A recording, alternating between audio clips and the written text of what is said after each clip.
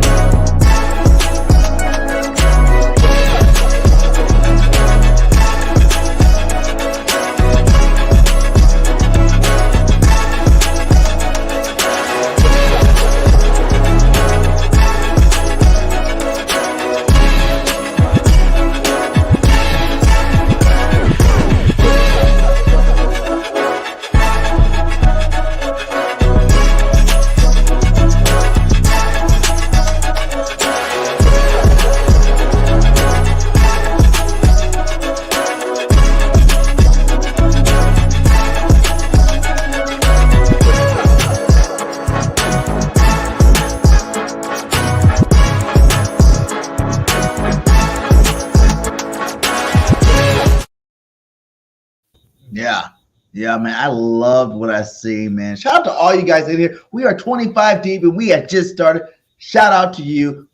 Episode 11 of State of the Eagles app post-game edition. And, man, there were some great highlights in there, man. The one that I liked the most, you guys know, is Swift, man. Swift looked really, really good, you know, and for the first time seeing him in the Eagles uniform. You know, that run right there, man, was amazing. You gotta see it one more time. That's Andreswift bounces to the outside, and he's got room across midfield all the way down to the Ravens' 40-yard line before he is taken down by Ardarius Washington as the Eagles start to put together some chunk plays on their opening drive. A 22-yard gain. Yeah, just the inside zone run. You got to make the play. You got to stay on your feet. That was that was so nasty, yo. That was so nasty.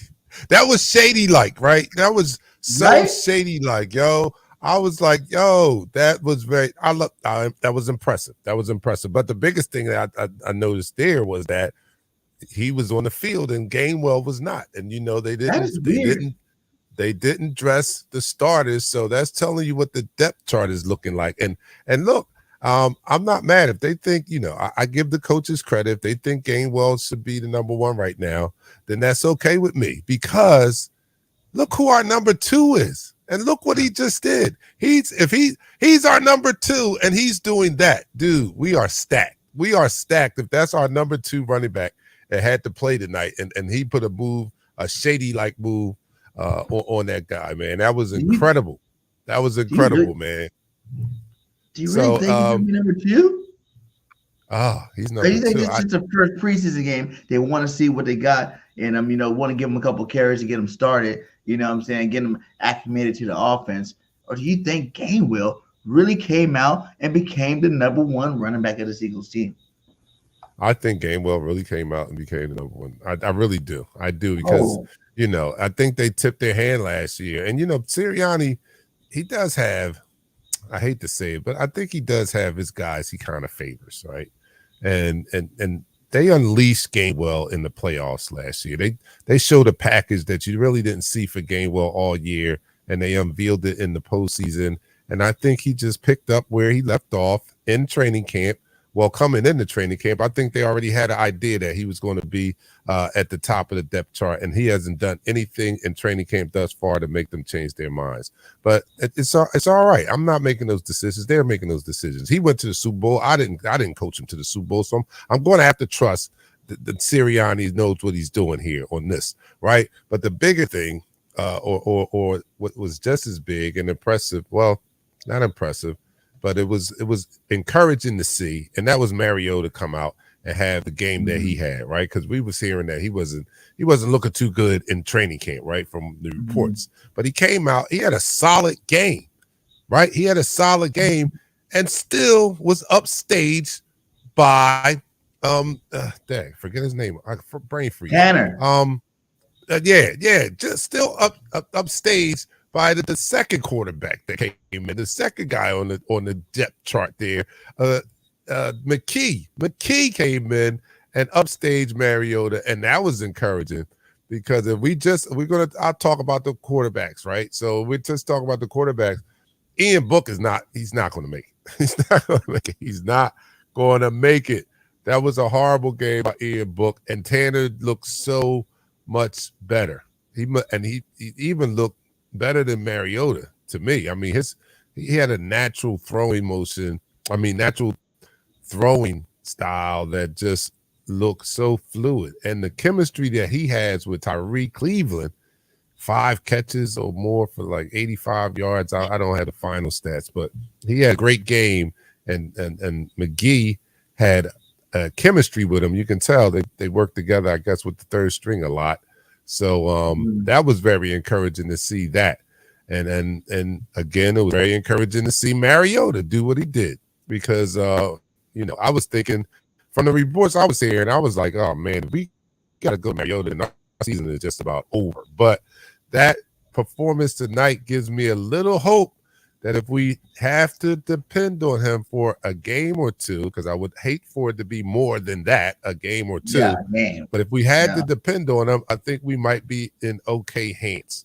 What do you think? What was your assessment of the quarterback play? What was your assessment? Only one game. Yeah. I don't want to see Jalen out the whole season, period, after seeing the quarterback play. Like, Mariota did his thing. He did something. He made me think like this. If we had Mariota last year, in those games that Gardner Minshew played, we could have won. That's what it showed me.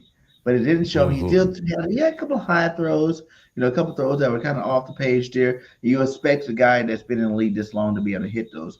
Like you said, McKee came in and he was hitting people right off the jump. He was like, bam, hit it off on that sideline here, bam, in the corner, almost touchdown pass. He did his thing tonight for a nice young buck out there, trying to make a roster. So, I don't think Mariota will be, because I did like seeing what I seen in the run game with Mariota. Like, that is one thing that you can say that, if you need that RPO stuff going down, if Jalen did go out for a game, Mariota can come running. He can come running. That was the problem we had with Minshew, was he couldn't run the RPO game like Jalen. But I do believe that Mariota can do that. So, like I said, our fingers are crossed opposite. We do not want to see our quarterback go down at all this year. But to have those two backing them up, I like to see them progress through the preseason and see which one of them actually come out.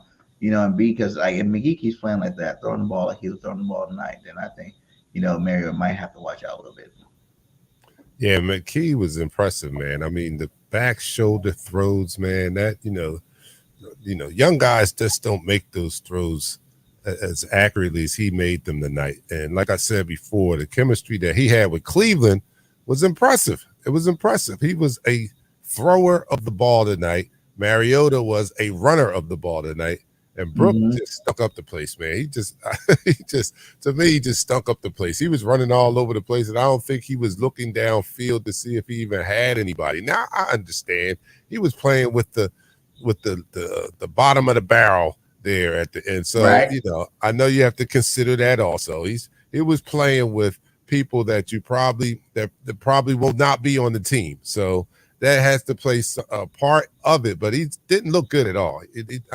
He didn't look good at all, and I'm okay with that because I'm not married to Book. I don't know this guy. What I mean? He sucked. He sucked tonight. I don't care if he makes it or not.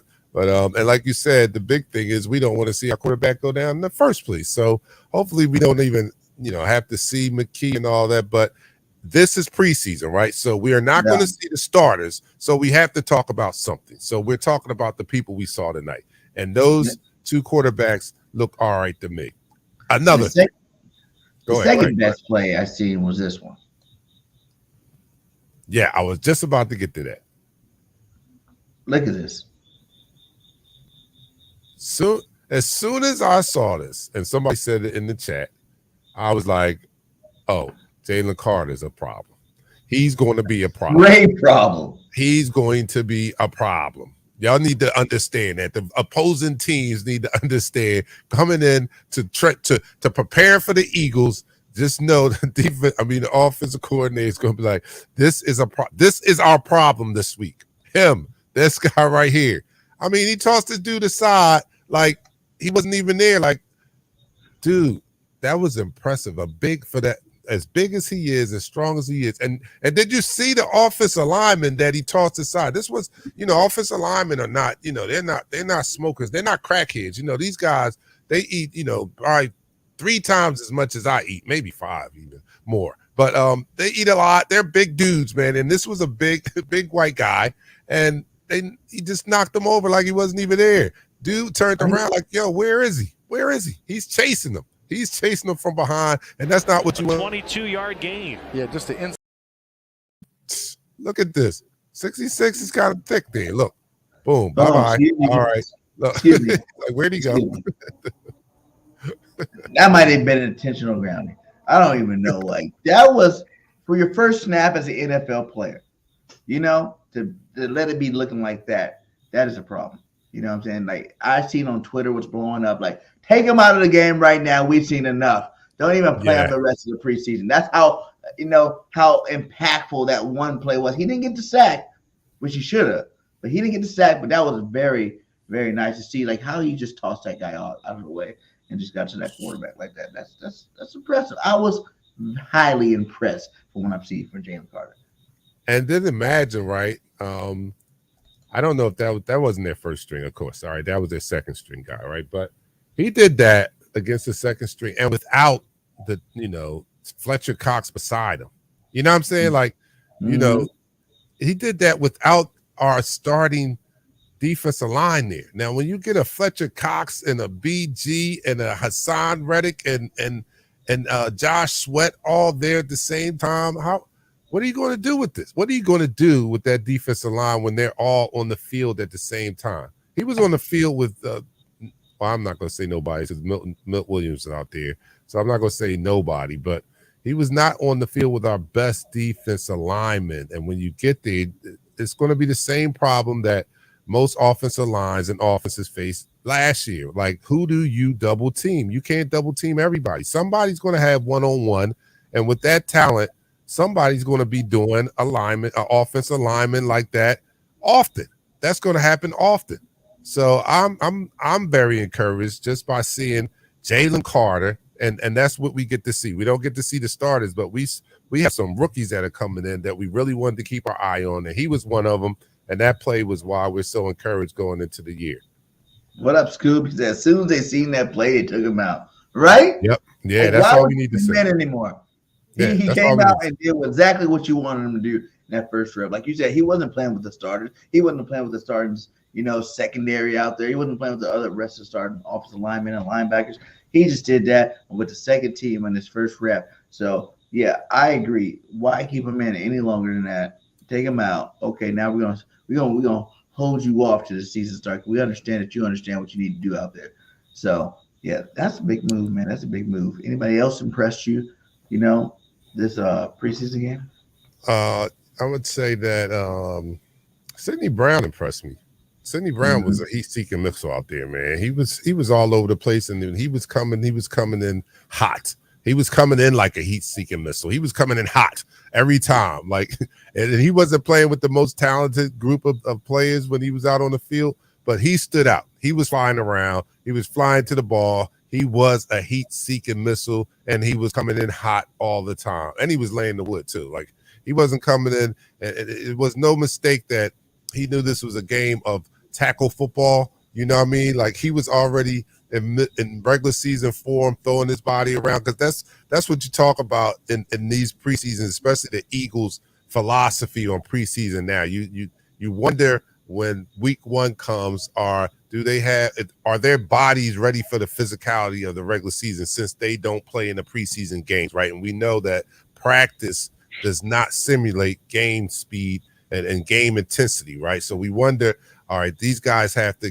they need the first 2 or 3 weeks just to get their bodies accustomed to the physicality of the real-time game. Well, Sidney Brown was flying around like he is in regular season form, and his body is going to be more than ready for when week 1 comes. I don't know if he'll be the starter then, but I'm encouraged by what I've seen because, he's a young guy. And he's going to be asked to step into that role of starting safety probably sooner than later. But I feel it may not even be this year, but I feel encouraged that he is on schedule, man. He is on schedule. I like what I saw out of Sidney Brown. And what he said right here at Eagles Land, it was like Carter, Cox, Reddit, Sweat, BG, Davis. Who are you going to double team? Who? Like, people really, the fans really need to understand it's about to be a problem for this league, for all the offenses that we play this year. And I don't care about the Mahomes. I don't care about who you are. No one has our offensive line. And I think this defense will make our offensive line struggle in the football game. You know what I'm saying? The defensive line will make our offensive line. We got the best offensive line in football. So there's going to be some serious problems out there. We're going to break that sack record now. Now I see it because you didn't even have Jalen Carter right there. Oh, you got Carter. You're like Carter, Fletch, BG, David. I really think Davis is going to come out and have some sacks this year. People are really sleeping on him. I think he's going to go out there and have a big year in the sack. So who are you going to double team? And you can't. What, you're going to play double tight end and double team 2 people at the same time? Is that what you're going to do? Have 2 receivers there, running back, and then triple tight ends to try to save your quarterback? They're going to come at them. They're going to come at them nasty. It's going to be nasty out there. We're going to be hurting people like body bag games left and right. Man, I'm encouraged about this defense. I really am. You're right. And I know I sound like a broken record, but, this is what makes this team so good because they, as great as our offensive line is, they have to go up against this defensive line and practice every day. Every day. And this defensive line has to go up against one of the best offensive lines every day. And everybody doesn't have a defense or offensive line like us. So I'm guessing that when they go into a game some weeks, they're probably like, yo, I'm happy to be playing this game because I don't have to go up against Kelsey. You know what I'm saying? Yeah. Or I'm happy to play the opponent because I don't have to go up against Jalen Carter. I don't have to go up against Hassan Reddick. It almost makes the games easier because I don't have to go up against this defensive line that I have to go up against every day in practice, which is good. And I don't have to go, and on the defensive side, I don't have to go up against this offensive line, which is good. So the games probably seem easier to them when they face lesser talent than our defense and our offensive lines in the real game. Man, that is a nice problem to have. That's a great problem to have. That's why I think we were so great last year, man. Iron sharpens iron, and these guys are playing against, the number 2 defense is playing against the number 2 offense every day in practice, and it just can't do anything but make you a better team. So let me see. The guy that no one's really talking about, Jason brought up here, Tyree Cleveland. He's making plays, man. And I think, was he on the team last year too? I've seen him make some plays. He's like the guy that, comes in the preseason and makes some plays, but you don't really hear nothing about him during the season. This guy did make some plays today out there. He's another one of the underrated receivers out there that we got in our football team. Do you think he can make enough plays this preseason to actually get some balls this year? So it's a good dilemma to have, but unfortunately we can't keep everybody, right? But it does bode well for these guys like a Tyree Cleveland. And I agree, Tyree Cleveland was great tonight, man. Playing with McKee, and you can tell that they play together a lot, probably on the third string team. So they had that chemistry, but he is balling, right? And the good thing for third string on our team is you probably will get a run somewhere else. We're so talented that we can't keep all the talented players, right? So we have to let some talent walk out the door because we're just that talented. And that's one of the positions that we kind of got an overflow of talent, like wide receivers. So we can't keep 7, 8 wide receivers. Somebody's got to be let go. And these guys do a credit to themselves by coming and balling out. Because if we cannot retain Tyreek Cleveland should be balling somewhere else. He should know, or he should feel confident that when they look at the film and they see what he did tonight and other games like that, he's going to get picked up. Our secondary is the same way. We got a deep secondary. We got nice young corners, and they probably, whoever gets cut may get a look at another team too, because we can't keep everyone on the roster either. We got a deep secondary squad too. So that's what a good team, that's a dilemma. It's a nice dilemma to have, but we can't keep everybody. We just can't keep everybody. And that's a testament to how Howie has been selecting talent. So when you have enough talent to win, your third and fourth string wide receiver, gets cut and then gets picked right back up, then you had some talent on your team. Just Sidney Brown hitting like Ronnie Harrison out of Illinois. He laid that wood out there. For real though, man. That young buck, they say he could be the next coming Brian Dawkins for our football team. And you think that's too high praise for the guy? Yeah, that's too high, man. But no one even thought that about Brian Dawkins before Brian Dawkins was Brian Dawkins. You know what I'm saying? Like, no one thought that Brian was going to be this Hall of Fame safety out there when he was drafted. Oh, yeah, he was drafted, right? Yeah. Right. He was drafted. Yeah, no one thought that about him. He turned into that hard-hitting safety. They were like, he's too small to be hitting people. He was knocking tight ends out. You know what I'm saying? So if Sidney Brown can keep this energy up and not get hurt, see, the problem with guys like Sidney Brown is they come into the league, they're doing this, right? But it's too small and their bodies don't hold up, and then they get hurt early. And then that injury continues to lag throughout the career. So they never become the superstars we always wanted them to be. That was the difference with Brian Dawkins. He never really got hurt.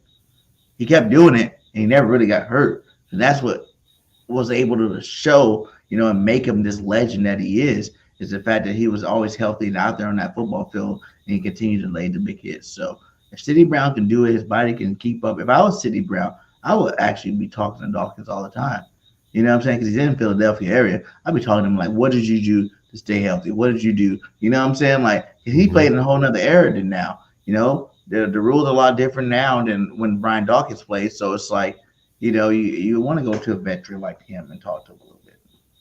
Well, I feel like this is deja vu because I'm not lying to you. I said the exact same thing just to someone yesterday in the exact same words that you used. I said that I don't disagree with you. I think the guy is great.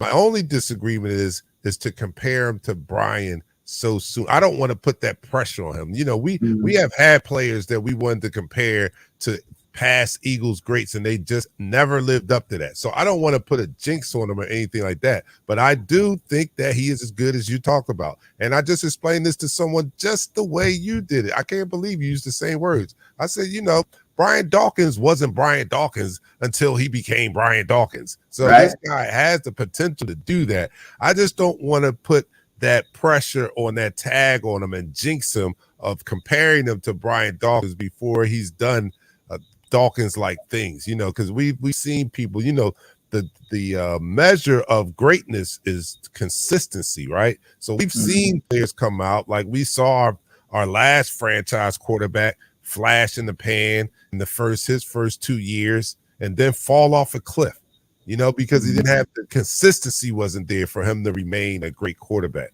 And that's what's had to happen to the young guy. Number one, he's got to get on the field. He's got to do that at a high level. But number two, he has to do it over years to be considered great. So I don't want to hang that tag on him too early, but I do like him. This guy flies around. He's hitting hard. And you're right, it's a different era. So he has to, he had to learn how to hit differently than like Brian Dawkins, who could come in and lead with his head and all that. Now you got to lead with your shoulder and all this stuff. So, let's give him a little time. But I like him. I'm not disagreeing on that. I think he can be as good as Brian Dawkins. I just don't want to compare him too early and put too much pressure on his shoulders. Do you think if he continues this throughout the preseason, though, he'll be day one starter with Reed? You think he can actually overcome Edmonds? Ooh. Because Edmonds been in the league, and he's no slouch himself. He played some good football with Pittsburgh. You know what I'm saying? Like he is a good guy. I know we haven't heard too much, out of camp in terms of him playing at a high level. But you know what you got when you got him. You know what I'm saying? He's a veteran. You know what I'm saying? He's in played leads and showed his thing. You kind of know what you got when you got him out there. So you think a young rookie with that fire can just overcome him, by the beginning of the season with these nice preseasons out there. I don't know. Maybe I think out of the three, right? I think that Edmonds might be the best cover safety out of the three, right? Mm-hmm. Blankenship is good. I like Blankenship, but he's not the best cover safety. But he does stick his nose in there. He's a smart safety. But the way that we play safety, you have to have like a hybrid safety. Like he has to be able to cover a little bit because in those certain packages, he's going to be covering a tight end or something like that. So Edmonds his value might be in the fact that I think he's the best cover safety, and I'm not comparing him to Malcolm Jenkins or anything like that. He can't cover like that. But out of those three, he has the better cover skill. So I think that'll keep him in the mix and maybe keep him just a hair ahead of Sidney Brown. But Sidney Brown's coming, man. I mean, as soon as he can probably prove or gain the confidence of the coaching staff that he can also provide coverage that's adequate to what they like to do, once that happens, the sky's the limit. Yeah, Edmonds is going to be on he's going to be on a short leash then. But right now, he probably has a slight edge, just a slight edge because of experience and because he can cover a little bit. Philly OG says Jordan Davis started at DN and didn't play well. He should have been next to Jalen inside. Did he? I didn't even see that. I didn't even notice that. Can we see that off that play? Let's see. Let's see if we can. Oh, yeah? I didn't even see that either. Let's see. I'm definitely going to go back and see. Oh, you can't see it on this view of it. Let's see it. Jordan Davis, was he playing? No. Did he play tonight? No, that's Barnett right there on the other side. I was about to say, Jordan Davis. Barnett on the other side. I don't know if Jordan Davis played today. Yeah, I don't think he did. That was Barnett on the other side of there. I don't think Jordan Davis played today. He's a starter. So I don't think they would have had him out there. But, Jordan Davis is going to play D tackle. Actually right now, Jalen Carter, it's funny how everybody was like all off season. They don't play the same position. Well, guess what? They play the same position. Jalen Carter is behind Jordan Davis on the depth chart at the same defensive tackle spot. You know what I'm saying? It's not like they're playing Fletcher Cox, Mill Williams, Jalen Carter. Jordan Davis, Jalen Carter in terms of the depth chart right now. So they do actually play the same position. And I think that, like I said, Jordan Davis is going to be a beast this year, you guys. You guys will watch him. When you start seeing some of that first team reps come out, you're going to see what I'm talking about. Because I've heard he's been putting a lot of pressure up that middle. And what people don't realize is not the point. Jalen Carter is a beast, right? But Jordan Davis is so much bigger than Jalen Carter. Like, so much bigger with the same type of athleticism. And when you got that kind of pressure coming up the middle, all you got to do is put your hands up. Put your hands up. He's like 6'6", 6'8", somewhere around there. He put his hands up. You blocking the quarterback vision for sure. You blocking that quarterback vision. You're not gonna be able to see above his big long arms up there. So I think that's an advantage that Jordan Davis has over a smaller Jalen Carter. Jalen Carter's not small like baby or nothing. He's still a big dude, but he's not 6'6", 6'8", whatever. Jordan Davis is. He's not that big. So it looked nice when he did what he did, but then imagine if Jordan Davis does that. It's like, man, get off of this, man. Jordan Davis, man. Jalen Carter is that dude. Are you kidding me? I know you love.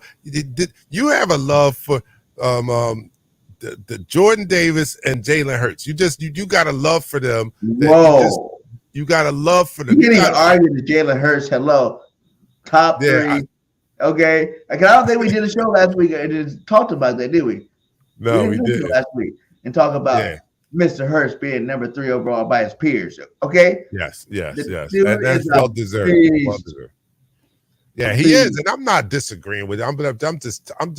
I'm just stating your man crush on Jordan Davis. Like, no, Jordan Davis already. Jalen Carter to me already is better than Jordan Davis. That's no.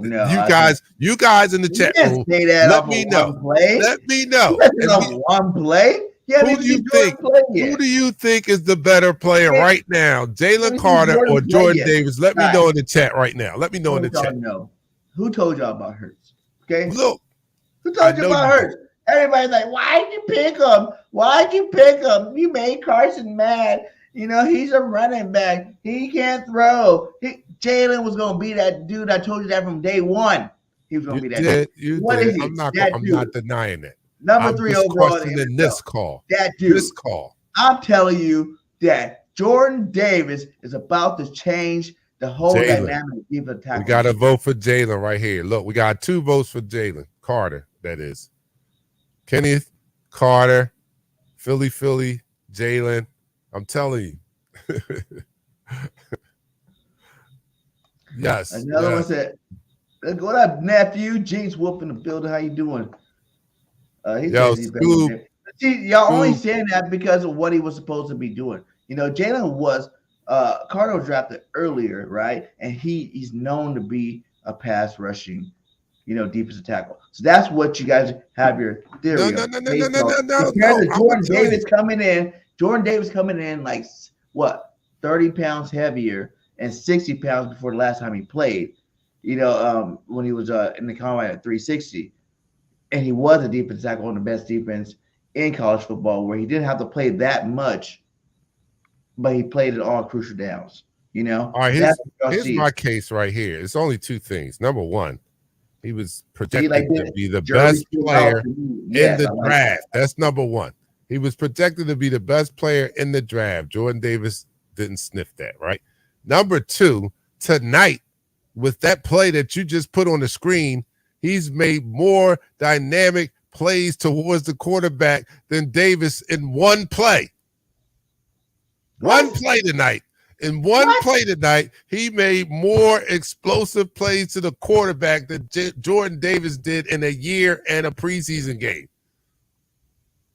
Look, Kenneth says Carter's making an impact already. We have not seen Davis make a play such as that play tonight yet. One play. He's great. I know, but I'm saying Davis had tackles for loss last year. He's great on the run.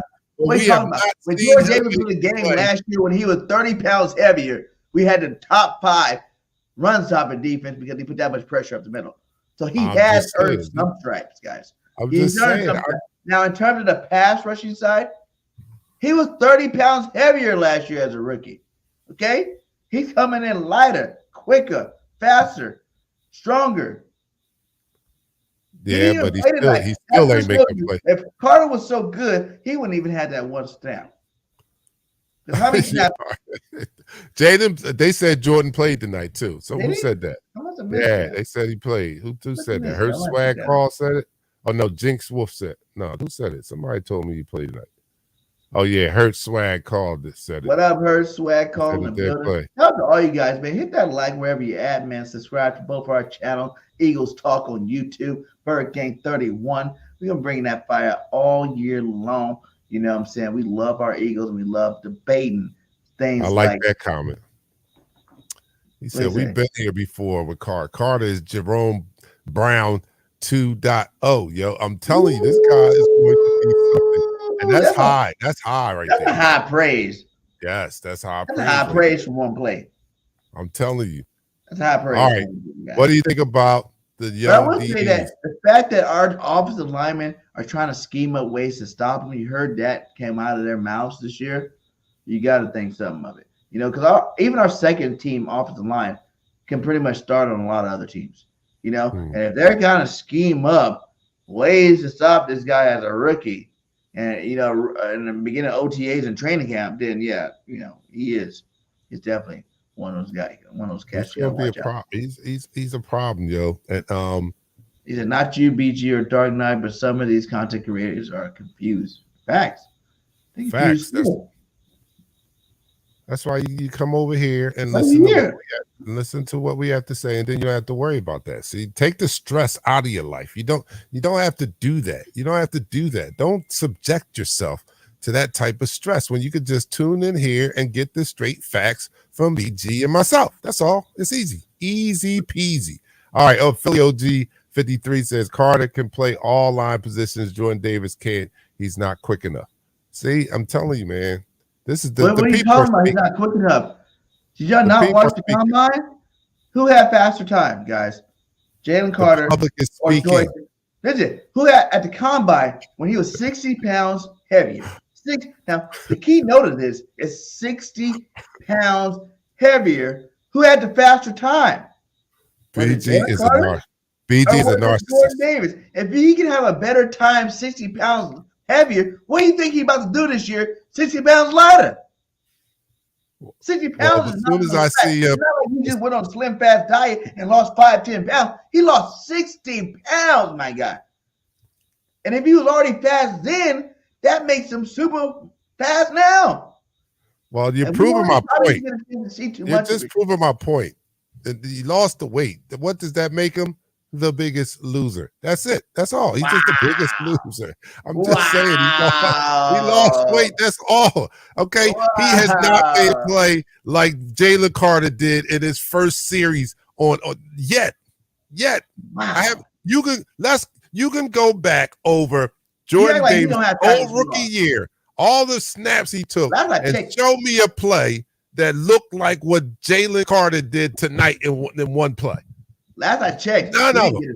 Last I checked, he didn't get a sack on that play, did he? No, did he? But it was okay. But Jordan Davis does have tackles for loss. I mean, he penetrated that offensive line and he tackled somebody. Carter didn't have no tackle tonight. Now, if I'm wrong, we've seen Jordan Davis tackle somebody. We still haven't seen Carter tackle nobody. So until I see Carter tackle somebody, I cannot say that he's more impactful than what? Because he pushed a second string lineman to the side. Was he double teamed? All right. No. All right. We did see Jordan Davis get double teamed last year, didn't we? We seen him get triple teamed last year. Well, you're the only one that you're the only one. Carter get double teamed on that play, did we? All right, Eagles as Landis says, Carter and Davis are two different types of players. Carter's more explosive. Give Davis time to become the player he will become. It took Quentin Williams 3 years to get to where he's at now. Okay, it's not going to take Carter that long. Yeah, as you can see, it's not going to take him that long. There's a reason why he was considered the best player in the draft. There's a reason why, and we saw that on that one play.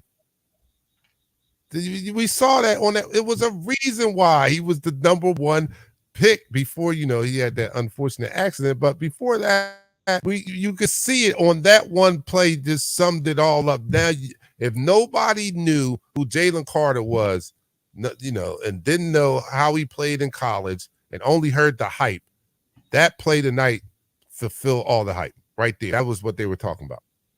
That's the beast that he can be in the NFL. And they're talking about that in training camp against the first string. We've been hearing reports that he has made plays like this against our first string offensive line in training camp. We haven't put our eyes on it. Well, we got to put our eyes on it tonight with that one play. We also heard that Jordan Davis been moving the line in camp too. Yeah, the lunch line. No, I'm only kidding. No. Yeah, all we need Jordan Davis is to be a slightly better version of Hollis Thomas. And I get it, guys. And that's what I'm telling you guys. You guys are missing something. You're missing a little bit of something. All right, look, let's talk about this secondary, man. Let's talk about it. Y'all heard what I said. Jordan Davis is gonna ball out this year. He's gonna ball out. And when he does, I'll be the first one that come back and say you were right. I don't knock that you were right on Jalen Hurts. I always tell you that. You were right. You were right. And I wasn't. I didn't feel that way when I first. I had to see last year before I bought all in on Jalen Hurts. You did it a lot quicker than I did. You did it a lot earlier than I do, and I give you credit for that. You recognize that he had the skills and ability to do just what he's doing now way earlier than I saw it. So I give you that. And if Jordan Davis comes around, I'll give you credit for that too. Now, I don't think he's going to be a slouch or anything like that. The question was, who do you think is better right now? That's all it was. We'll be playing for our defensive line for a long time. Yeah, it's a great debate to be able to have. Yeah, we're talking about two people that actually play on our defensive line. Ringo did good. Yeah, he did good tonight. He did good. I'm a big fan of Ringo. Right now I think that I would say backing up Slay and Bradbury should be Ringo and Joe. Yeah. Oh, definitely. You know, those are two guys that I would have backing up Slayton Bradbury right now. McPherson could back up, Maddox, but Yeah. I Yeah. like Ringo. For a second, I thought they were going to even make him into a safety. Yeah, I did too. Ringo wants to play, and I think he's big enough to play safety too. He got the speed to play, cornerback or safety. So I do like seeing that. I like to see how they progress throughout this. I think it all matters how the safeties play throughout these rest of this preseason and what they do with them. But right now, I keep them at cornerback with a guy like Josh Shope and those can be some cornerback pieces for the future. Yeah, I like that. I like that idea too. I do like the idea of keeping him at cornerback, but like if you think about it, like if he could convert to a safety, like he would be the closest to Malcolm Jenkins that we had in a long time. Like he could be that type of dude, right? He can cover. He's got the size. He can be, and I don't know with this new defense coordinator how he deploys his safeties, but we know the last two defensive I heard you use coordinators. a lot of 3 safety sets. Yeah, they like to use that safety as like a hybrid linebacker in the dime package, right? And that's what Malcolm Jenkins did so well because he could cover. So Ringo could be like that same type of hybrid safety, man, where he could play safety and cover at the same time, and he would definitely be the best cover safety that we had. But Rick's played good too. I had to see that too from Chris. Rick's played some good football tonight too. The Bama quarterback's pretty good there. I like him. I want to see what they can do. But neither one, like I said with Jalen Hurts, I don't want to see no other cornerback really playing. I want to see Slay and Bradbury play the whole damn year. I don't want either one of these cats getting hurt. I want to see them play at the same level, if not better, than last year. So in terms of like these young guys looking good out there, I don't want to see nobody else out there besides those two guys, though. And that's the position that I'm talking about. That's the dilemma that we have with having a lot of talented players. Like somebody in the secondary is going to get cut, and they're going to get picked up. One of these guys are going to be playing with somebody. You talking about Greedy Williams still out there? We still got Greedy Williams. So Josiah, we got a lot of guys out there, trying to make this roster. So yeah, some of these guys are going to get cut, and they're going to start somewhere else. It always happens to Eagles. But I think before, all the people that left and started other places always did better. You know what I'm saying? Like they looked a lot better than they did when they were on our team. But I feel like now we got these guys that they're not going to be better when they go to other teams. They might be, good, serviceable players, but they're not going to be better. That's how he's definitely picking the right people out here. He says, "How do you feel about Penny, BIRDGANG? I wasn't too impressed game one. I wasn't either. You know what I'm saying? Where's Penny's highlight run? What was that? You also have to consider the offensive line Penny was running behind too. Trey Sermon made some runs. I don't think like after that, the second unit offensive line came in. I don't think the offensive line was that great after that. I really don't. I don't think they were, not in the run game anyway. I saw some good blitz pickups from the running backs in like the third and fourth quarter. But the running game, the offensive line, the third string offensive line didn't look that great to me anyway. So Penny, I don't know. We might have a fake IR. yeah, for real. Facts. If we want to keep some of that talent, we're going to have to get creative because, if you put them on waivers, they're out there. They're vulnerable. They could be gone. There's some little, backhanded ways they can kind of keep them from being available, but it's not a lot, man. So some of these guys are going to be exposed, and we just have to wait for the 2 day or however many days they have to go before they pass waivers to see if we can keep them, man. We have some talented secondary, man, and somebody's going to be out there. We might lose somebody. We might even lose Sermon. If Sermon, we got 4. How many backs you think we keep? We keep 5, right? I think we keep 5. We kept 5 last year, right? 1 on the practice squad, 4 on the active roster, right? Everybody's Sermon counting might be out in there, right? When you say that, I'm pretty positive you're saying Boston Scott's staying on the team. Yeah, right? I'm thinking Boston Scott. I'm saying, like, why? Just to be our kickoff returner? And these other guys are better running backs. Because we got to play the Giants 2 games, and we need Boston. Come on, man. we You see what Cliff need was him doing for 2 out there, my games a guy? year. We You need see him what for my 2 dog games. Cliff was doing out there? Look at this. Andreswift bounces to the outside, and he's got room across midfield all the way down to the Ravens' 40-yard line before he is taken down. And we're behind the line. Yo, that was nasty. There. All right, somebody says Penny is going, yo. Yeah. Ooh, what do you think that? Ooh, Penny going? I wasn't that big Penny guy. Wow. Why do you think I was beating the horn for Bijan, Bijan, Bijan, Bijan? You know, I was on that horn for Bijan Robinson. I was like, if y'all trying to tell me Gainwell Penny about to be our running backs, y'all smoking. I'm smoking. Y'all ain't watch football. We'd have been good, man. We'd have been good. We don't need him, man. No. We don't need him. We don't went need to him the because Super Bowl. Look, we went to the Super Bowl last year. Guess who we didn't have? Bijan. We won a Super Bowl. Guess who we didn't have? We had a running back just as good or better than Bijan and Booby Miles. Booby Sanders is one of the top backs in the league, and he showed you that if you gave him the carries last year. His problem was he wasn't. Everybody's a top back in the league when they're running behind our offensive line. Come on, watch. You just gotta ask one of these running backs. Right? Everybody say that, right? Right. Yes. Listen, everybody say that, but what I say to that is this: when we had Booby the year before with Jordan Howard, right? Jordan had nice games, right, with our offensive line. But they weren't Booby Miles games, you know, Booby going for 150, 200-yard games like that type style. He wasn't explosive like, you know, Miles Sanders did when he was in the game. And who was the backup behind him? Gainwell a rookie that year? The year before? Jordan wasn't as good as, Booby. No, I'm saying Boston Scott, none of those guys ran behind our offensive line that we pretty much still have as good as Miles Sanders did. So the whole narrative of having an elite offensive line, anybody can run behind it. I don't really agree with that. I don't really agree with that. Because some of those guys didn't look that good at all. Even last year when Miles Sanders went out, those running backs weren't doing too much. Nothing. Hold on. What are you talking about?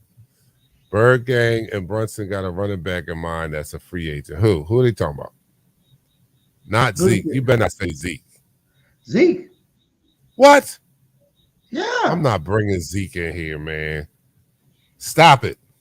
That's blasphemy. Zeke. We don't have good Zeke with former Dallas Cowboy players, man. Just stop. We don't because hey, let's be fair. When we got DeMarco Murray, Chip Kelly didn't run him. Yeah, he used them wrong. Yeah, I'll give you that. And I'm not saying Zeke can be our starter. No, he can be like third string.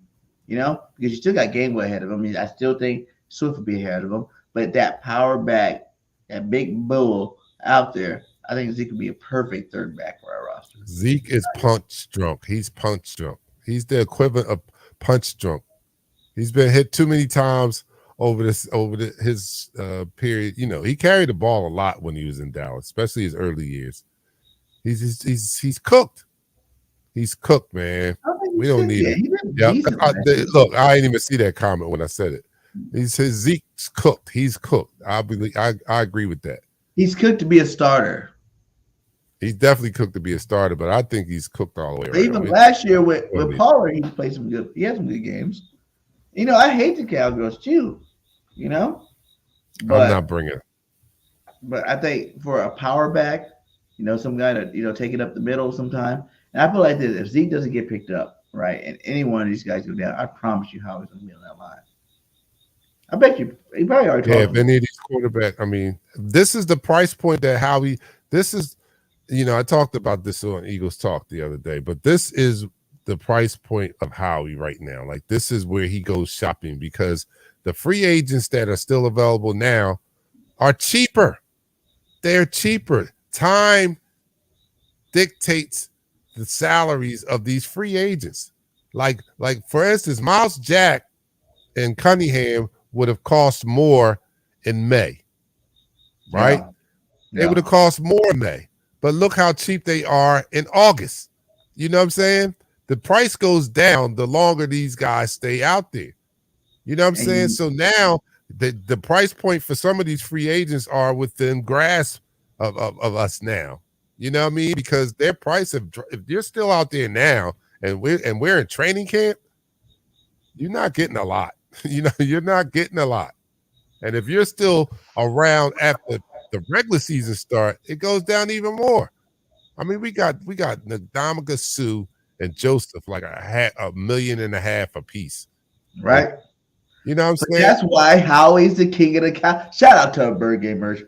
Howie, king of the cap shirt. Hey, yes. Twiz, y'all see Twiz in the chat. That logo he got on there is the shirt itself. He done bought one out. Hey, Twiz, you need to go ahead and post it on social media and let everybody see it because he is a king of the cap. And he's so smart because that's what it is. Like, people don't realize there's always going to be great players that are a little bit older that aren't going to get signed, you know, right off the jump. They're going to be waiting.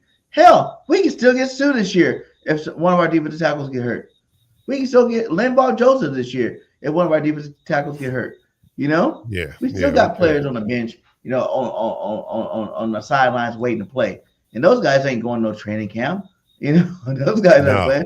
There's some veteran safeties out there that probably won't be going to training camp. You seen Malcolm Jenkins at practice last week.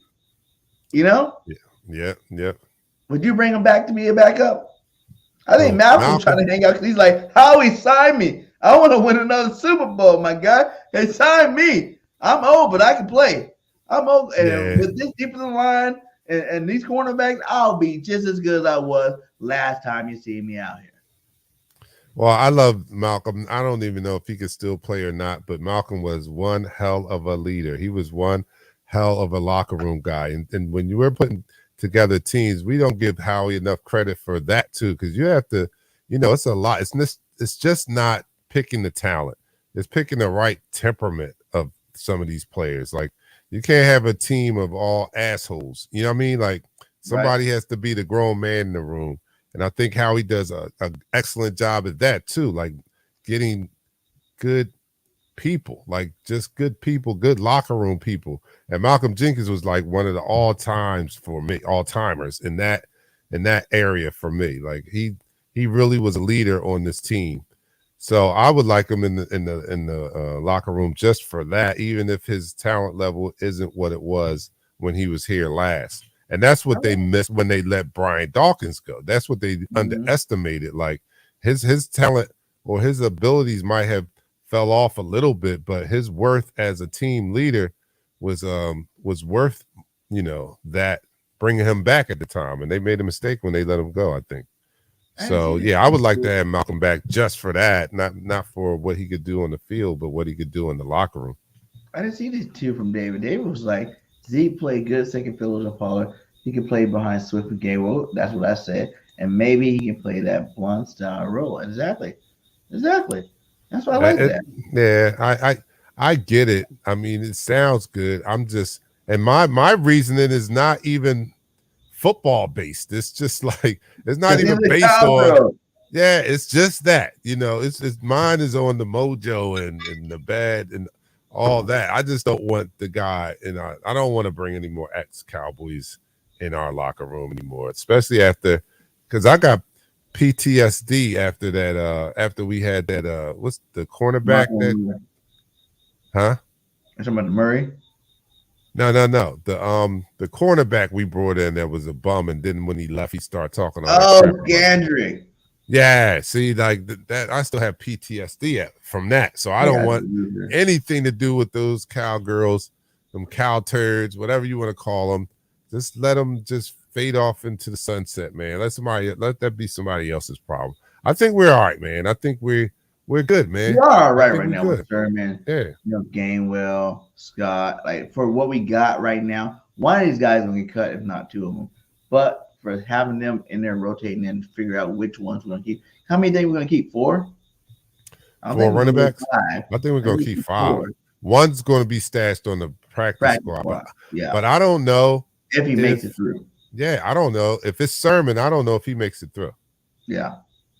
I don't. And they got a big receiver with size, speed, and soft hands. That's what I'm saying. This guy has been coming on my radar over and over and over and over again. Like, I like this cat right now.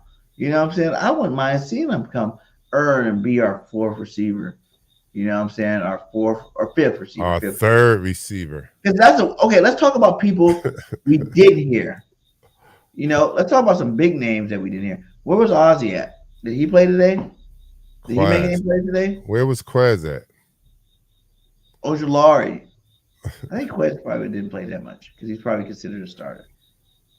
What? Where's that Ojulari guy? Quez should have been out there. Quez needs every snap. He needs every snap he can get. Quez should have been dressed tonight. Did he do anything tonight? Who? Noah Smith.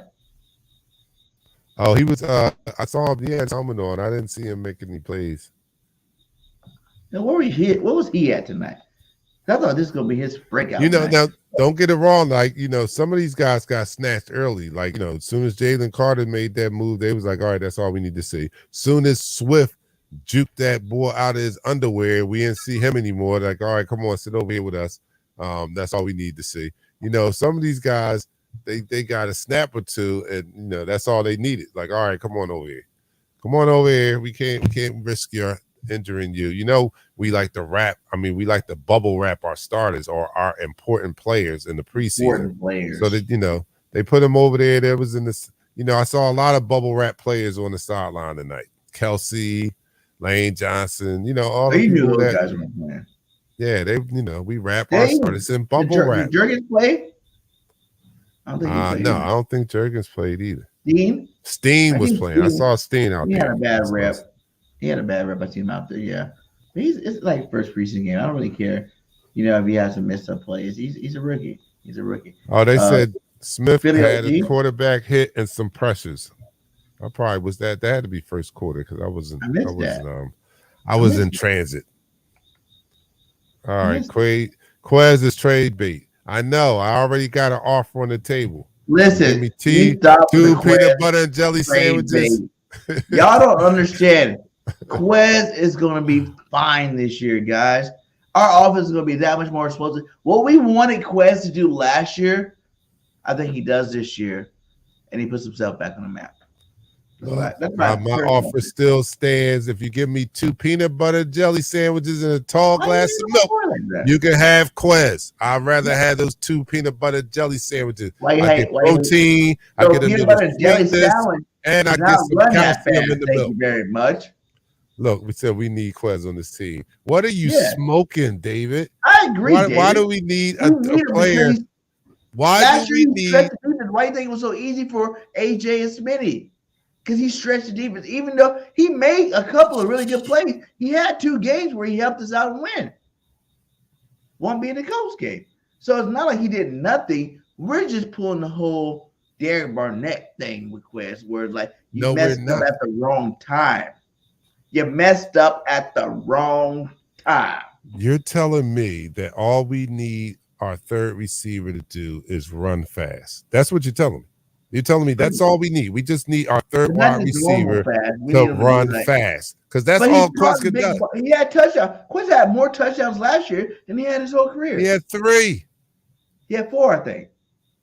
Okay, one more. But that was more than he had the year before in his first year, in the second year where everybody loved Quez when he had those like 700 yards. He only had 3 that year. So he had more touchdowns last year than he had the year before. That was before he became a scaredy cat.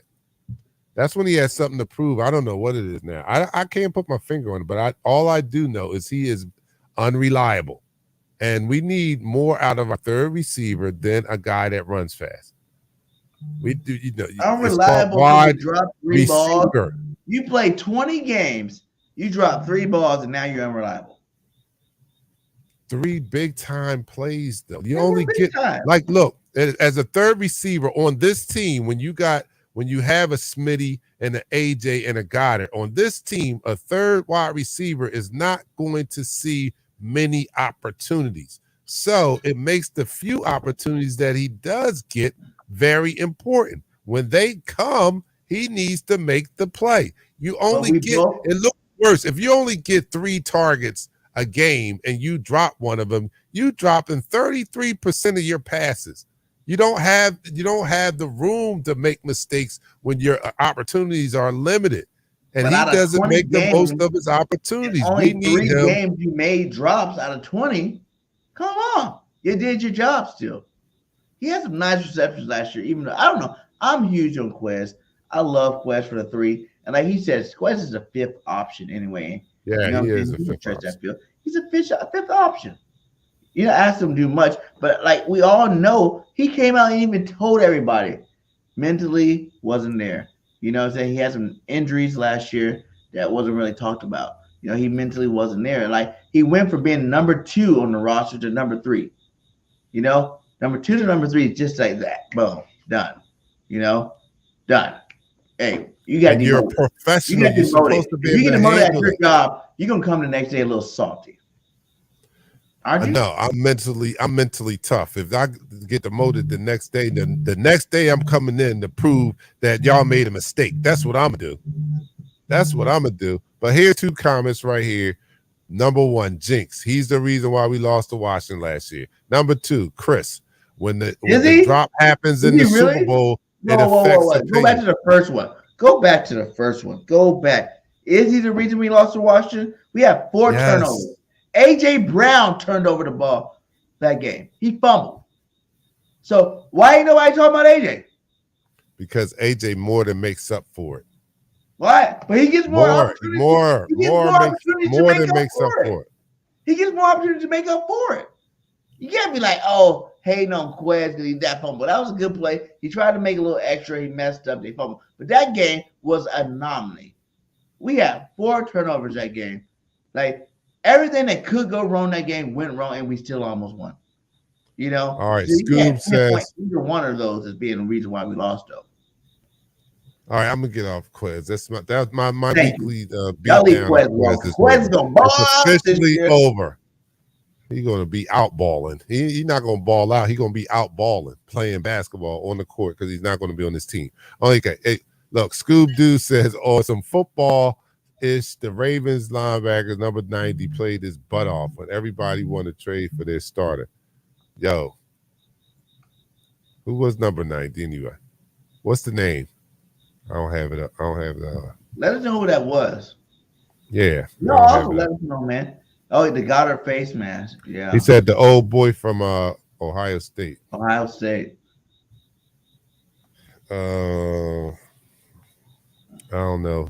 I can't. Harris. The name. Harris. Oh yeah, Harris is from Ohio State. Yeah, you're right, Scoop. Thank you for that. That's true. Harris, well, he was good. He was good. He played good at Ohio State. I remember some highlights with Harris in it. So yeah, he was a good one. Y'all tell us too. Are we missing? I want to know. Like I said, Nolan Smith. He said it made some pressure. I didn't see it personally. Like I said, I was back and forth from the TV. Excuse me, back and forth from the TV. I didn't see the plays y'all said Nolan's made, but I just wanted him to be like. I just thought, Jalen Carter's second stream, so you knew if he made one play, he was gonna be out. Nolan Smith was third stream right now, and I just want to see a lot more from him. I want to see some highlight plays, like the energy that he brings. I want to see some highlight plays. Like I said, Ozzie, the receiver. I want to see some plays from him tonight. I want to see him show that he's earned the right to take over Quez's number 3 spot. You know what I'm saying? When we talk about Nagata, we're talking about Cleveland, we're talking about these other cats. Why aren't we talking about Ozzie taking over that spot? From tonight's preseason game. That's all I'm saying. Who do you guys think? Let us know in the chat. Who do you think underperformed today? Who do you guys think? Did we hear anything about Miles Jack? Did he play tonight? Did Cunningham play tonight? Yeah, they did. I saw them flying around. Let us know who we missed, or let us know who was some other players you guys think were studs tonight. Because, like I said, I was back and forth from it. I'm not too involved in the preseason games like that. My starters aren't playing. I like seeing some of these young cats, but like you said, Jalen Carter went out after the first play. So it's like, okay, this is how y'all playing? It's like a little less interest. Jesus, All right. Rashad. He said Rashad Penny. Oh, You're that's talking good. about underperformed. Underperformed, yeah. Probably looking for more out of him. Yeah, I agree with that. I kind of was high on Rashad Penny, and I don't think that he did anything tonight to to make me feel good about him. But I do understand it was only one game, so yeah. Barnett But fighting for his I career. wouldn't disagree with that. Barnett fighting for his career. Yeah, that was a good I one. think it's a contract year for Barnett, right? Yeah, I believe it is. I think Barnett, I think people are sleeping on him because he didn't play. Like I told you guys, he's never played with this much talent. He was supposed to be the star. Barnett was supposed to be a star when we drafted him. We heard all this. Oh, he broke Reggie White's sack record at Tennessee. Oh, we need to draft him in the first round. He's going to be the next Reggie White for the Eagles. And Too much pressure. Too much. much. That's why I don't want to do that to Sidney Brown. That was too He much. was a golden for child. him. You know what I'm saying? He was supposed to be the star player of that defense. Mm-hmm. And yes, he made a play in the Super Bowl. He picked up that fumble recovery, helped us win Yeah. it. But since then, he's not a superstar that's going to lead your defense. You know, he's not that guy. No, I he's think a Robin. this year on this roster, with all the talent that he has around him, I think Barnett's about to ball out. I think he got a big bounce back here. I do. I agree. I agree with that. I think this is a prime opportunity for him to have a bounce back year and resurrect his career and to be playing against all the talent on this defensive line can't help but, help you out, help him out. You know what I mean? Because he's not going to be asked to be a star, of course, and he's going to be able to take advantage of the one-on-ones that he gets because he's going to get a lot of one-on-ones. Nobody's going to be double teaming Barnett. They're going to be focusing their attention on the other D lineman, and he's going to get some one-on-one opportunities, and then that's when he could shine. I don't think he's a bad player, but I'm like you. He's definitely not a Batman. He's more like a Robin. And say, what kind of stat line you think Barnett can get this year? How many sacks do you think Barnett can get this year? I think when he's in, there'd be so much other talent around. I think Barnett can get us 5 sacks this year. If I give him a sack, I think he will wind up with 2. So, if I give him one out of my, if I give him one out of my pocket, he get the other out of my pocket. He could get the other one. 2 sacks for Barnett. 2 the sacks over and under is. You just pump them up and give him 2 sacks. He'll get 5. All right, Zeke said 5 at the max. All right. Yeah, I see. That's Barnett a good number to sacks. shoot for. 5. And now look. All right, so you say that. So if he gets 5 sacks, is that a successful year? Are we happy with Barnett? Do we want him back now? Do we sign him to do we renew or extend his contract? If he gets us 5, is he worth extending? If he stops to run, that's one thing he does do. He's a very good run stopping DN. Like regardless of what sacks he never got, he's a good run stopping DN. So if he stops to run when he's in the game, and he gets 5, said, I don't want him now. and he gets the 5 sacks, I'm telling you, you resign him. You're not going to resign him to no starter money. He's a backup. But for depth purposes, yeah. You resign him. He said Barnett is undercooked. He said he's undercooked. Oh man. He said, I'm okay with 5 for Barnett and no more personal foul. Yeah, see, I forgot all that's about the that. part of it I like about him. The personal. No, I'm talking about we're not talking about personal fouls. We're talking about those inopportune or ill-timed penalties. The penalty flag. That's what we're talking about. That's what they were. They were all personal fouls. Remember? No, he's jumping. No, he's trying to. He was trying to time the snap a lot of times and jumping off sides at the most inopportune times. The thing is that if most of those game-changing ones were personal fouls from hitting quarterbacks and stuff like that. But the thing about it is, when they didn't call the flag, we said it was a great play by him. You know what I'm saying? He did the same play 5 times in a row. He called twice for personal foul, and the other 3 we praise him for. Those 2 is like overweighed the other 3 because they were personal fouls at the wrong time in the game. That's his worst thing. It was just the Does it at the timing wrong of the time. penalties. You know, when the game's on the line, and you're like, okay, defense, let's get this stop, baby, yeah. And then you do it. You're like, what the hell is your problem, Barnett? I know. But earlier in the game, he does the exact same hit. Doesn't get caught. You're like, nice play, baby, nice play, yeah. No, when he does it, man, he does it so at such inopportune times. I'll be thinking that he has money on the game.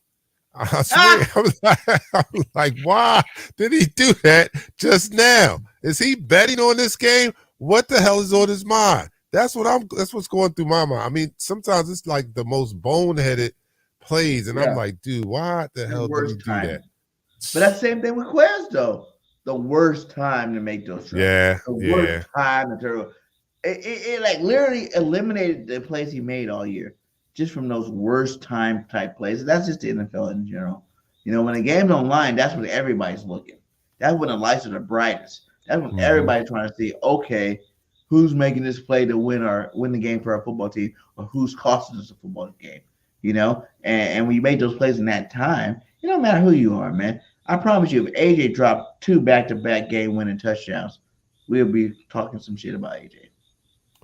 How do y'all feel about wide receiver?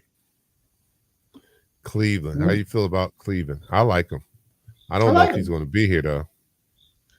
It's just so deep. Our receiver core is so deep. We just basically got Devin Allen to start playing football again. Stop worrying about track. I still want to know what he can do in football. Only thing we have with Devin Allen is when he played in Oregon. You know? Yeah. I don't know why he's still on it. Even talk about that anymore? I don't know why he's on the team. I mean, I don't know. Somebody tell me out there. Why is Devin Allen on this team, please? That's it. We got one of those that don't catch the ball. We don't need 2 fast guys that don't catch the ball. We got one of those with Quez, okay? We don't have enough spots for 2 fast guys that don't catch the ball. All right, so we can let one of them go. What game do y'all think we lost this year? I say Washington Rams. What? Say again. What are you saying? What game do y'all think we lost this year? I say Washington Rams and Miami. So what game we're gonna lose this year? Washington Rams, Miami. Oh, those are the games we're gonna lose. Washington. Oh, yeah, they are division rivals, and they do play us hard, and they kind of figured us out. They ended our win streak last year. I think that's not a bad answer to have. The Rams, I don't know about the Rams. Oh, Miami, dang, we do it. Those games right there are games that we can potentially lose any game, right? I get that, but I don't know if Rams. I would put the Rams up there. I don't know. I don't think they have as much talent as they had on offense, like when they won the Super Bowl. I don't think they have that talent anymore. So I'm not afraid of them. Miami, I guess they have a better chance, but I'm not really scared of them either. Washington, out of those 3 games, I'm probably more concerned with Washington just because their division. They're a division opponent. They know us well. They beat us last year. But I don't see us losing to the Rams or Miami. I really don't. The loss I have us losing is the Jets. I think the Jets are going to be a problem. Yeah, I do think the Jets are going to be a problem this year. If Aaron Rodgers, I heard him cussing out the team already, but if Aaron Rodgers balls out, yeah, I do think the Miami game is going to be interesting. Yeah, it's going to be interesting. Slay or Bradbury have a bad game, it can be bad. It can be bad. Quick. You're right. Because both of those guys are top 10 receivers to me. Waddle and Tyreek Hill is probably the best. So having 2 top end receivers like that are that fast and that explosive, yeah. If our cornerbacks aren't playing A1 and our defensive line is not getting a 2-0, all right, that's what I'm about to say. See, you said the corners, right? But I was going to say, you got to factor in the D line. See, I don't think that Tua is that kind of quarterback that looks. They got a nice. I know no quarterback looks great under pressure, right? But they got a nice line over there in Miami too, though. There's what? They got some nice linemen over there in Miami, like Tunsil. Them boys, they got some. Yeah, boys they that are do. But I think that's how we get to him, because Tua, I don't think he plays well under pressure.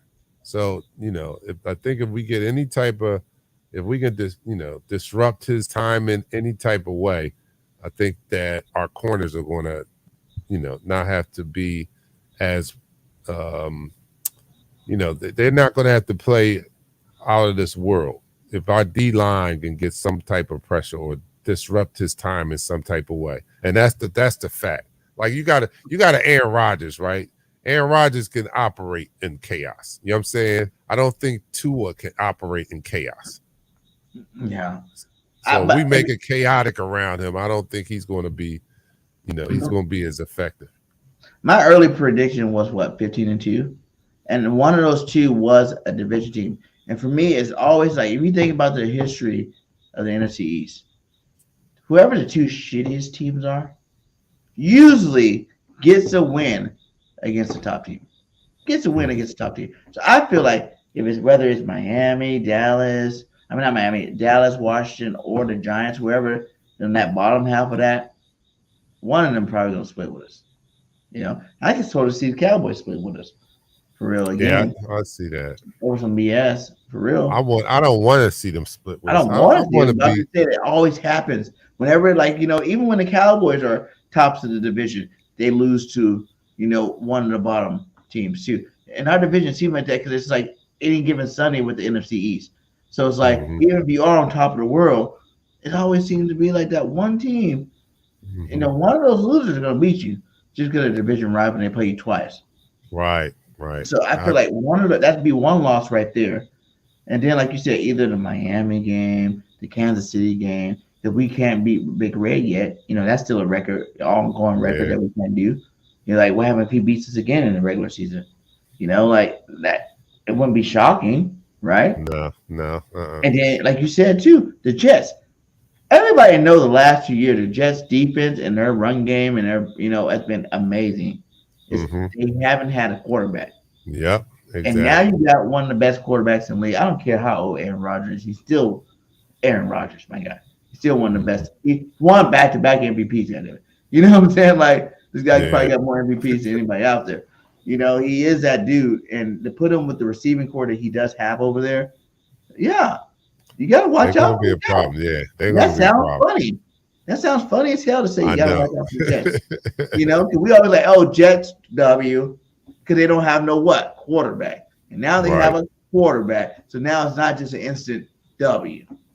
So those are the three teams really I worry about. I want to sweep the Cowgirls, obviously.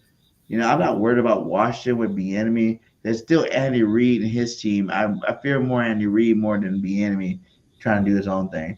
I'm not no slight to Bieniemy, but he still got the Washington Redskins football team. I'm a Commanders football team.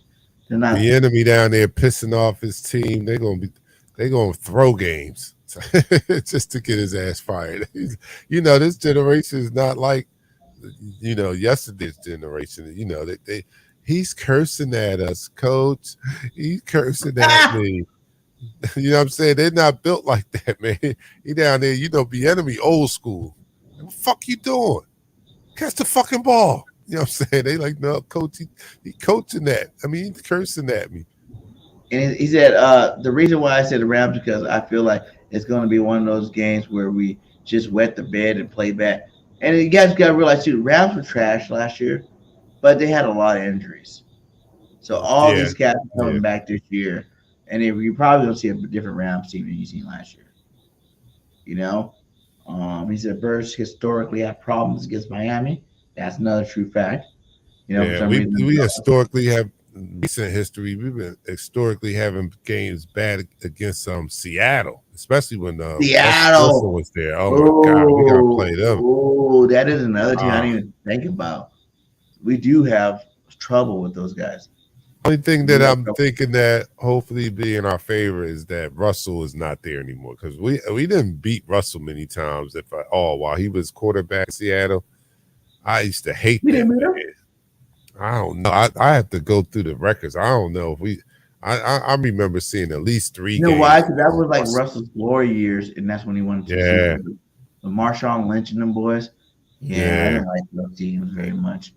He says, I say we go 14-3, 15-2. 14-3 is the same record we had last year, and if we did it again, I'll be happy. But I really think our team's better.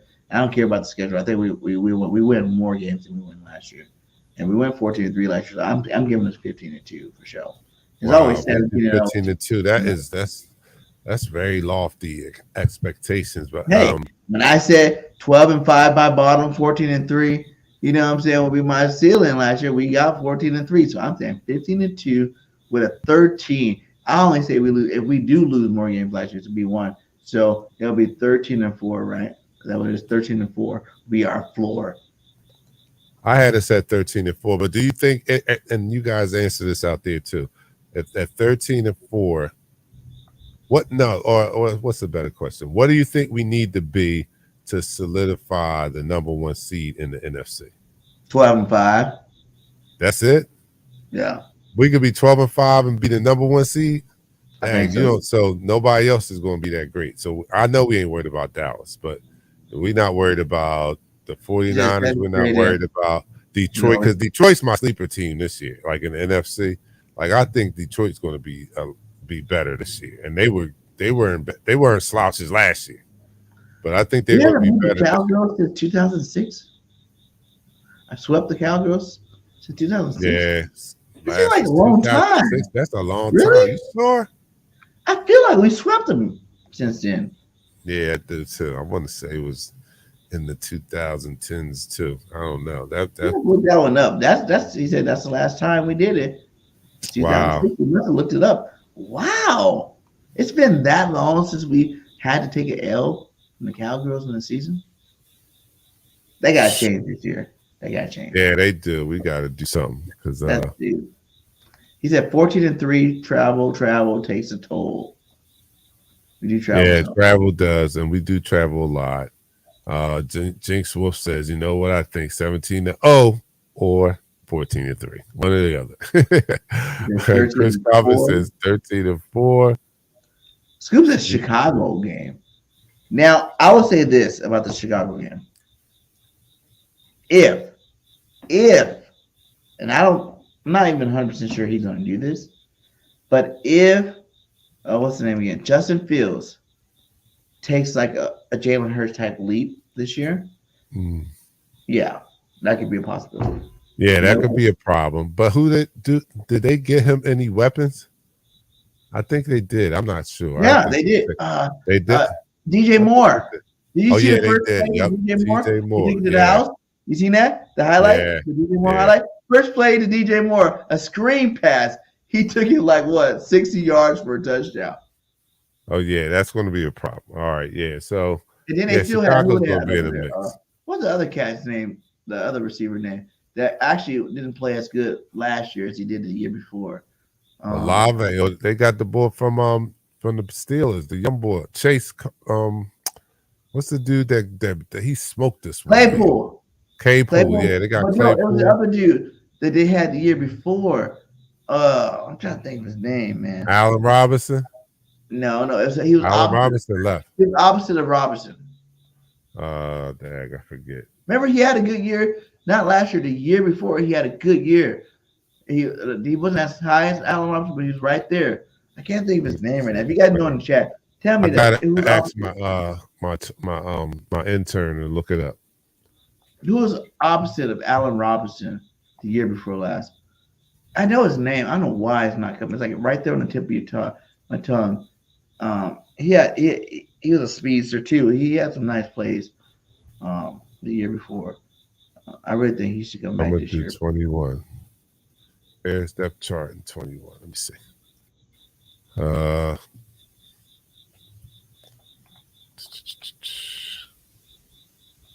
see. Let me see. Well, Allen Robinson, Darnell Mooney. Marquise Mooney, yeah. All right. Mooney had a good season 2 years ago. And I think last year, everybody thought he was going to take that next step, and he didn't. But that could be a lot of reasons the Bears weren't that great. And, Fields ran the ball a lot, too. So, Mooney, if he takes the next step, yeah, if Fields takes the next step, then yeah, they're going to be a problem too. I mean, with what I do love about the NFL is the parity. I do love that. Not with my team, but you know what I'm saying. I love the parity and how they do the schedule, and they give everybody a chance by giving the team that did better the year before a tougher schedule and stuff like that. I love that. Not when it has to do with my team. I don't love it then, but that way it just makes it more exciting, and any team can go from like last to first with that type of mentality. So I like that because everybody gets a chance. Everybody gets a fair shake. Like it's not going to be you shouldn't be in the dumps all the time unless you just have a poorly run franchise like the Redskins. You know what I'm saying? Like, and with this team, they may even turn it around. I had a couple questions too before we. It's getting late. Shout out to all you guys. We're an hour and a half in here. We're gonna be wrapping it up here shortly. But listen, even in this game, there was a couple questions I wondered. Jalen Hurts was when he got his contract this year, right? Highest paid quarterback. Lamar Jackson came and crushed that, right? Mm-hmm. Which one of these two has, makes his team that much better to the point where he's going to have that much better of a career throughout the duration of the contract? Do you think with OBJ, because Jalen Hurts got AJ Brown last year, we all talking about how he Lamar Jackson don't have weapons. They got OBJ now. Yeah, and Lamar Jackson takes a leap in the passing era to become that guy that is worth more than Jalen Hurts because he is a little bit more athletic than Jalen. Jalen's great with the running, but obviously Lamar's next level. He's like Michael Vick type in terms of running. But Jalen's better in passing to Lamar Jackson, and that's where Lamar Jackson has to step it up. And we always say we don't give him weapons. But even though I like some of his weapons he had before, but adding a guy like OBJ, where the last time we seen this guy, he was in a Super Bowl. He was going to be Super Bowl MVP if he doesn't get hurt in that game. Super Bowl MVP. Like, he was balling out. No one could cover him at all. Yeah. But it's been a year since that happened. So, what do you think? Jalen is he's going to give more. He's going to be more productive during his contract years than Lamar, to me. Because I think, you can't teach winning. You can't teach a winner. You can't teach how to be a winner. Jalen just has it. That's that. What do they call it? That's that it factor. Jalen has that it factor. And if we talk about it, it doesn't even much matter. Like I think that the talent level is. Well, I think Jalen's a little bit better, a better passer, right? So, sure. But even if I said that all things being equal, like on their talent level, right? That the one thing that would put Jalen ahead or above him to me would be his winning attitude. He just has that intangible. He's a leader of men, and and a good leader, right? What's the definition of good leader? A good leader is somebody who, number one, people want to follow. Number two, who teaches you how to be a leader, basically. You know what I'm saying? Like. Right. Jalen is a leader that teaches others to be a leader. Like he's one of those each of us needs all of us needs each of us type dude. You know what I'm saying? Like he inspires people. And I don't know if Lamar does that. That's what I'm looking for. There are quarterbacks that inspires the offense, right? Where like, oh, the offense is really pumped about this quarterback because when he's on the field, they feel like they can do no wrong, right? Jalen inspires the whole damn franchise.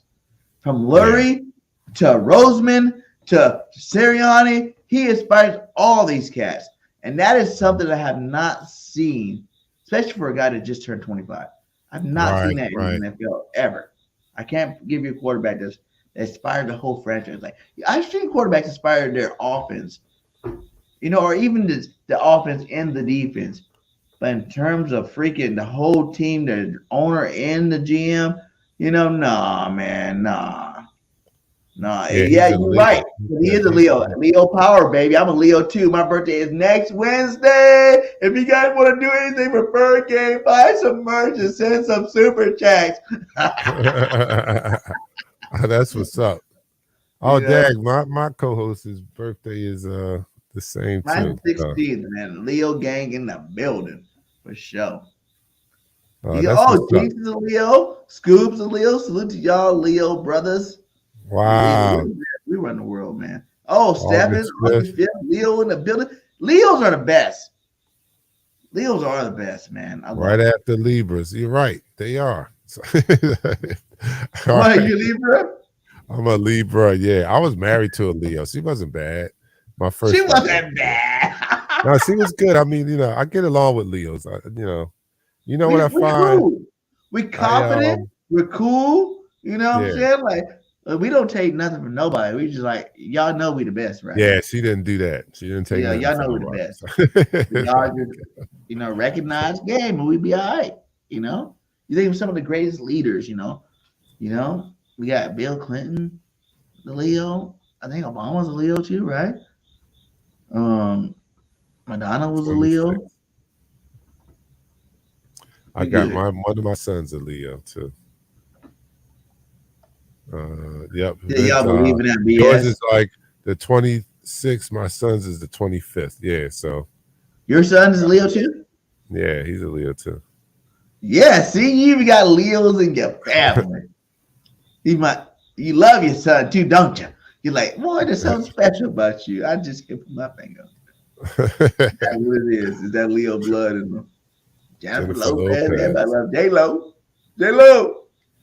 All right, I'm gonna have to tap out because I'm gonna fall asleep. So, yeah, we definitely wrapping this up, man. Hey, you guys, thank you guys for rocking with us this long. Hit that like, hit that subscribe, keep it up because we are definitely gonna keep rolling with the State of the Eagles. This was episode 11, post-game edition. You know what I'm saying? We will be back next week as well. We're gonna try, like we said, we try to do this every single week. I know we missed last week, but things happen too in life. But as the season gets around where meaningful games come into hand, I promise you we're gonna be definitely do this. And plus, I'm gonna be at some Philly games. You guys might even get some live shows, like live.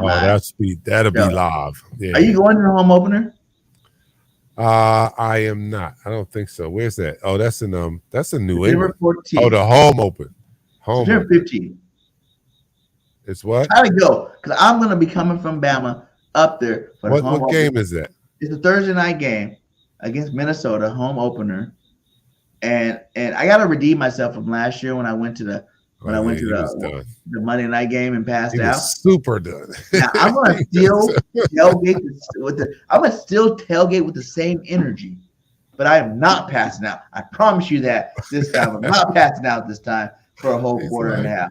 He got to promise himself he's not passing out. Yeah, look, it's hard, man. That was my first ever, and it was amazing. So it was like I don't even care that I did it because I was no rules at all. Shot, thank you. Thank you.